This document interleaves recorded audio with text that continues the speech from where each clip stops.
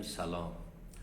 کف دستاتون رو به طرف کف دست من بگیرید، با فاصله هم بگیرید که یه وقت نگید میدان مغناطیسی گوشی هست و دقت کنید به کف دستاتون. کف دستاتون اگه مرمور شد، گزگز کرد یا گرم شد کامنت کنید.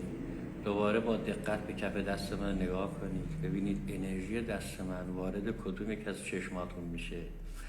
بعد چشماتون رو ببندید، ببینید صورتتون مرمور یا گزگز میشه یا نه. اونایی که بهتر میتونن این کار انجام بدن، حتی تو بدنشون اگه انرژی منفی داشته باشه همه رو نشون میده. این انرژی از کف دست شما وارد بدنتون میشه و تمام انرژی منفی توی کلیه، کبد، معده، سر، گردن، چشم، حتی گلو، هر جا باشه نشون میده.